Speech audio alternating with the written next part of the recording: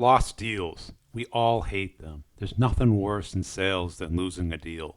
Why? Because we put all this time, effort, and emotional energy into winning the deal, and we lost. And there's a lot of ways to look at it. Some of us get angry. Some of us just move on to the next one. But what is the best thing to do here? Because this loss is an education. We made mistakes somewhere along the line. And if we just take the approach of, oh, it's the economy, it's our competitor lies, oh, our customer isn't smart enough, they don't get it, they didn't spend enough time, they didn't give us a big enough chance, we lose an education. It is like going for a course where we pay the money, we take the course, we take the test, we do the studying, and then we don't get the grade. We don't get the lesson, the education. Because it's really, the grade is one thing. The certificate, the degree, that is all valuable. But what we really want is the education. The education being the lessons that we learn from it so we don't repeat it again. So that we are the ones that win next time. We are the ones that are making somebody else cry at the end of the quarter. Somebody else not be able to buy their new car, put their kids through private school, buy the summer house, enjoy life the way it was meant to be. They're making little noodles at home instead of going out to dinner. That's who we want to be. We want to be the person who wins. So we've got to learn from these mistakes. And let's take an example of why we lose so that we can get this education and use it. And especially for me, believe me, I've lost a lot of deals and I know the pain. And sometimes I overlooked the lesson, the education from them, and I wasted it twice. I did the work and didn't get the result. And what happens usually is we overlook something. We come in a little too late. We're overconfident. Or sometimes we're just outsold. Yeah, we never have really the best or the perfect product, or we don't have the perfect client who gets exactly what we do and values our approach to doing it, cares about the quality instead of the cost. That's all okay. But we have to be able to communicate it. So we can't be too late. And the other thing that happens is our competition locks us out.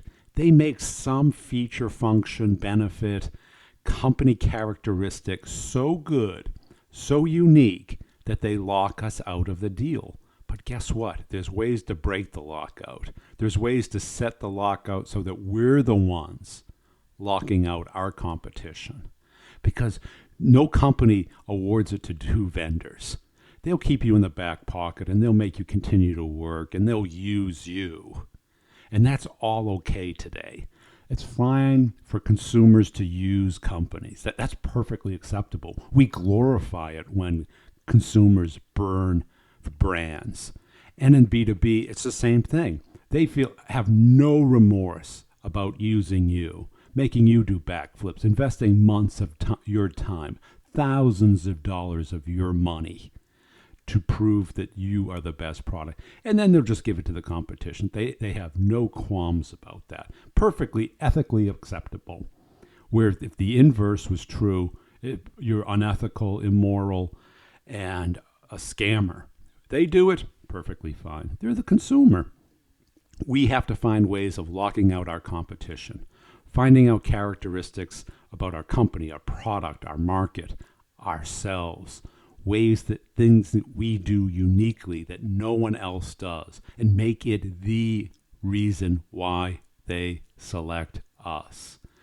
The other reason I've lost before is I didn't know it was Barzini. Everyone was telling me it was Barzini.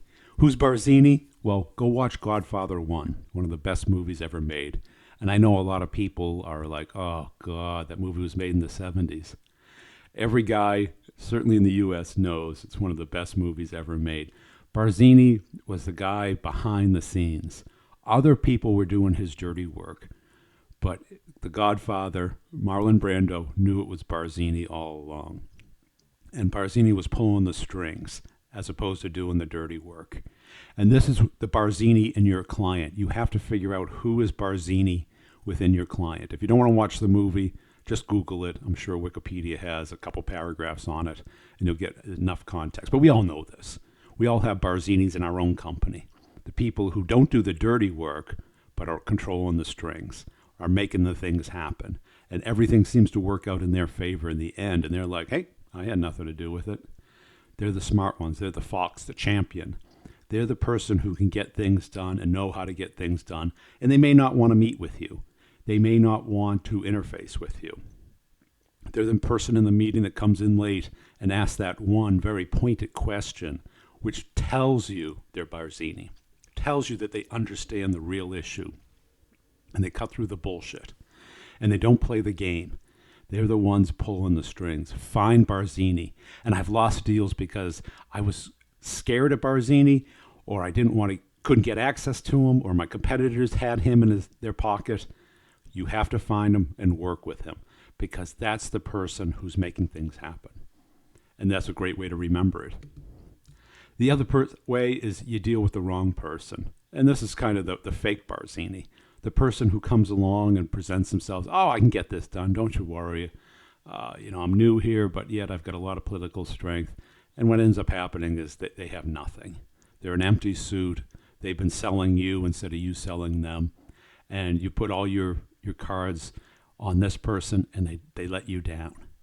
Now, if this all sounds like the sales that you're facing and you want to learn from somebody who's made a lot of mistakes, listen to my podcast, The Brutal Truth About Sales and Selling, on iTunes, or just subscribe to these videos. If you like this video, please like it, comment, share it, and subscribe. Thanks for watching.